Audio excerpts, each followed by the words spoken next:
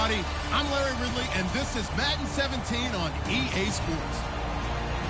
Anticipation is bouncing for today's game, and we've got two quarterbacks looking to make an impact. It's the Cowboys going up against the Falcons.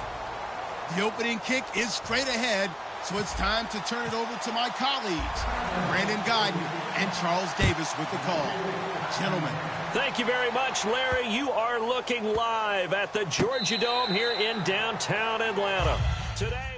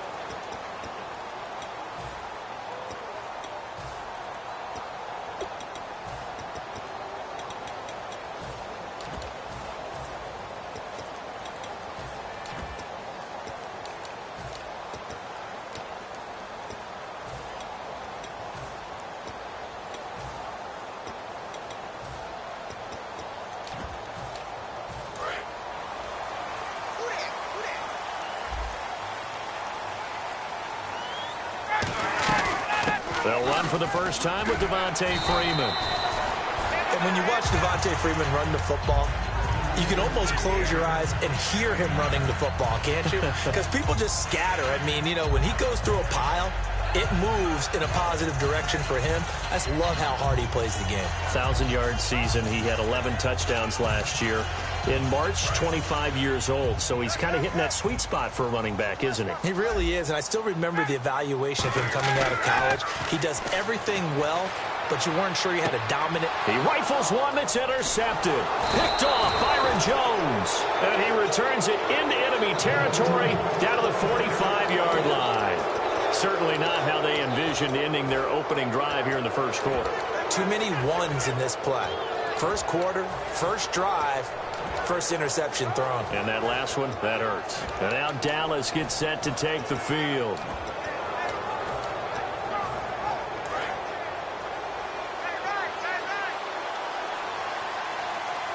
They come up in an offset eye. Now the first carry for Ezekiel Elliott. And he's going to be stopped at about the 37. Partner, I know you called a play-by-play, but you know your ball. If I throw these numbers at you, all right, 6 yards shy of 2,000 of total yards from scrimmage for a rookie running back. What do you think? Sounds like me in high school. Sounds like you doing it, right? It's really fascinating in what he was able to do. The thing for me, though, he did that as a rookie.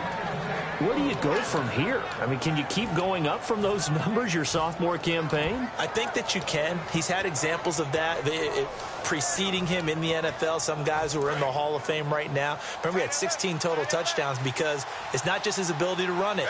He can catch it out of the backfield as well. No one plays harder than this guy does, down in and down out. I think he's just going to keep getting better. It's a pickup of 4, and it'll bring up second down. Okay, starting lineup time offensively, Charles, for the Dallas Cowboys. And how about them at number 4 in the 2016 draft? Big needs on the defensive line, and they go with the running. They go star power. They went star power. And he is into the end zone for a Cowboy touchdown. Dez Bryant, 28 yards. And the Cowboys have taken the early lead. It's never fun for a defense to run on the field knowing that they're having to defend a short field. Just the idea of trying to limit an offense in that position, daunting for a defense. That'll be taken in the end zone. And he's able to get it across the 20, but not by much, as he's marked down at the 21-yard line. Atlanta now coming out on the field.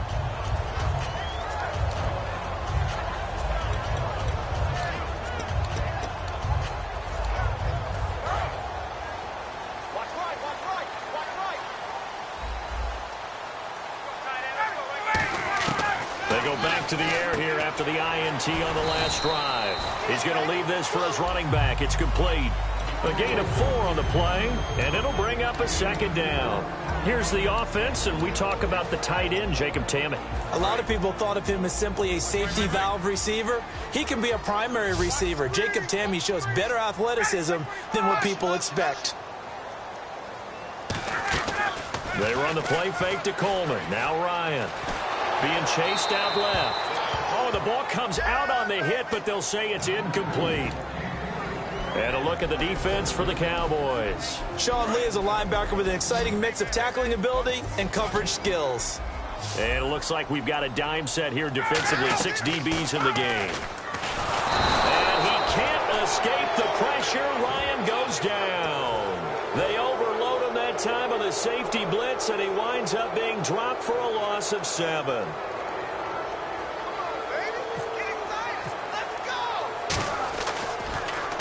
And he gets it away, a directional kick going toward the sideline. And the punt over the side in the air, and the spot will be inside the 35. So out come the Cowboys now as their offense gets set to take over. And they were able to punch it in the end zone last time. They'll be looking to do that again here for the defense.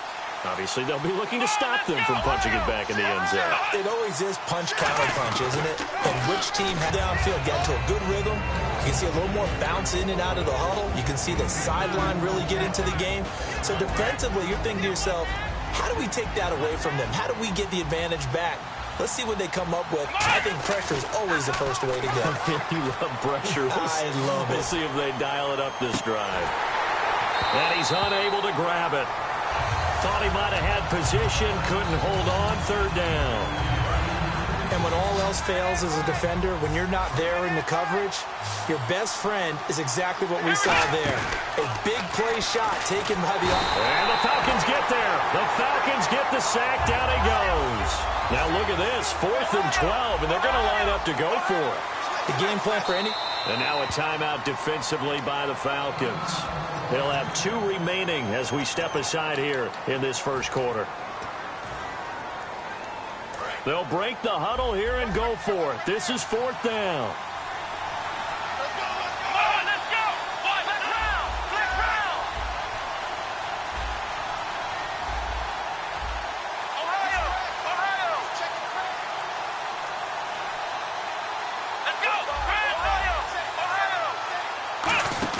On 4th, they do snap it to Prescott. And that's caught by Beasley. By Beasley. Touchdown, Cowboys.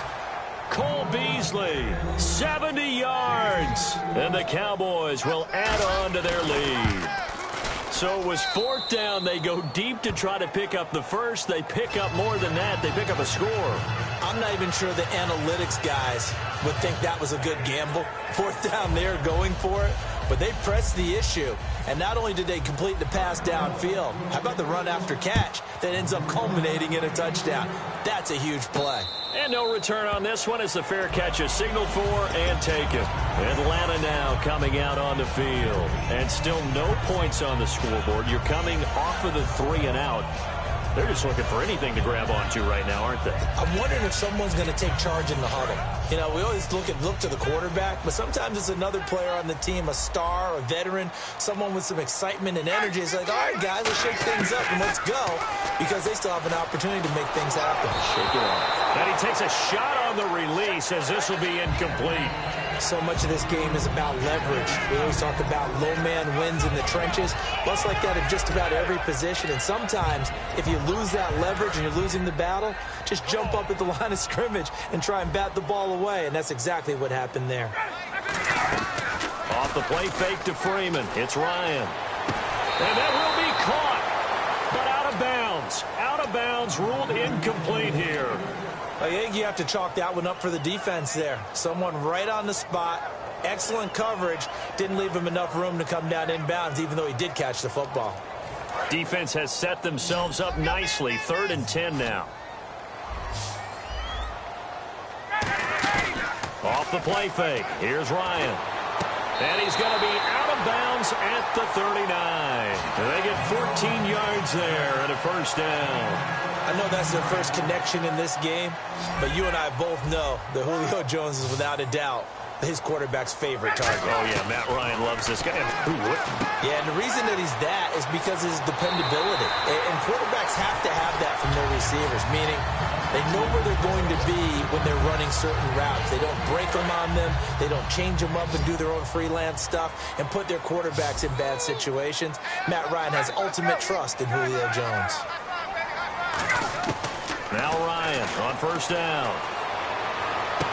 Looking for Jones, and it's intercepted. A great read, and it's picked off. And they will take over at the 26-yard line. The Cowboys offense heading back out and ready to go again. And that recipe on their last drive that resulted in a touchdown looked pretty good, so they'll be hoping to do that once more. And it takes me back to when we sat with the offensive coordinator and the head coach. They felt pretty good about their game plan and thought there were some holes in the defense, and they exploited them the last time out. Let's see if they can come back and put together a similar drive. And we'll see if they can do just that. Give him 9 there on the first down completion. When you execute a drag or a crossing route really well and give them a chance to let it develop a little bit, you can gain some significant yardage hitting your tight end on that one. Possible run anticipation. Here's the D-line sandwiches together. Just a gain of a yard there, and now it'll be 3rd down. Well, I think we know by now that every run is not going to be broken and get all the way to the end zone. But these short ones still have their value. You can still set up your play action and throw the football. You control the clock because you have the ball and they don't. And often the physicality sets the tempo for the game. And the Falcons going to use another timeout.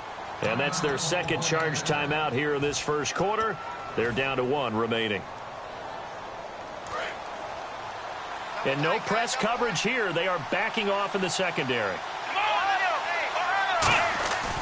They'll try and run for it with Elliott. And he maybe makes it back to the line of scrimmage. That's it. No gain there on the play, and that's going to leave them with a 4th down.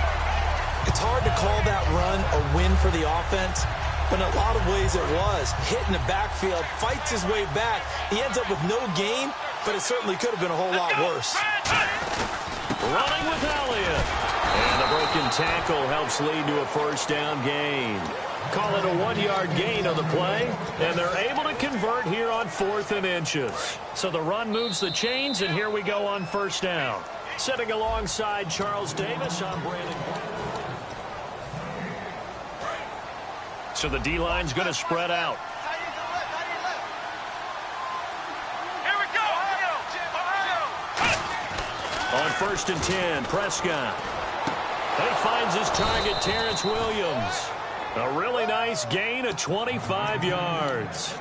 And a good quarterback facing zone coverage. If he has just a little bit of time to survey the scene, that's what's going to happen. No doubt about it. If there's no pressure, he's going to continue to pick them apart because he'll have all that time to find someone open downfield. He can only cover for so long.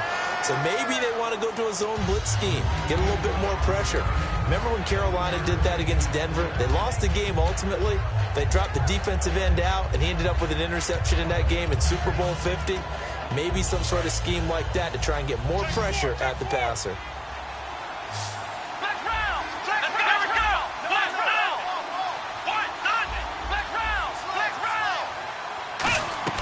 Play fake. Here's Prescott. Out left side here to Bryant. And he's taken down, but not before reaching the 10-yard line. A glance back at 2016 for Dez Bryant.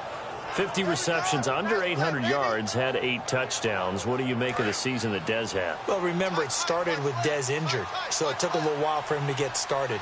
I'm going to make a bold prediction for you. Would not shock me at all if he doubled his catch number next year and darn near doubled his receiving yardage total. Because if he's healthy all year long, they're going to want to take some pressure off of the run game themselves, and Dak Prescott in his second season should be that much more confident throwing it downfield. So second and goal here from the 9. They'll try again with Elliott. And he is into the end zone for a Cowboy touchdown. Ezekiel Elliott, a 9-yard touchdown run. And the Cowboys will extend their lead. And he puts it through.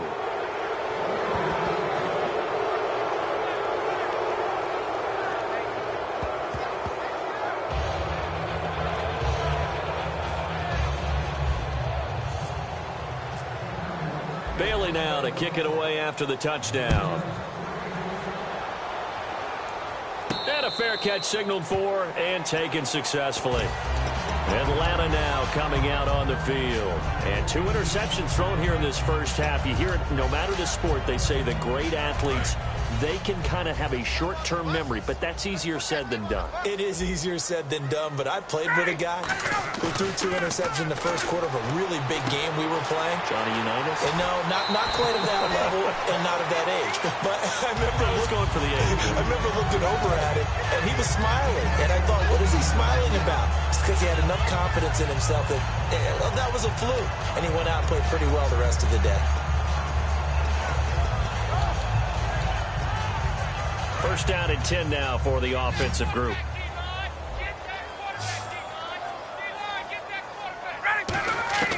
They'll throw on first down. And no escaping this time as he'll go down. They got him for a sack. It'll be a loss of 10. And it'll bring up second. And plays like that really hurt play calling. They had a really nice gain on the previous play, but gave about half the yardage back on the sack. Excellent pressure up front. Nowhere to go with the football.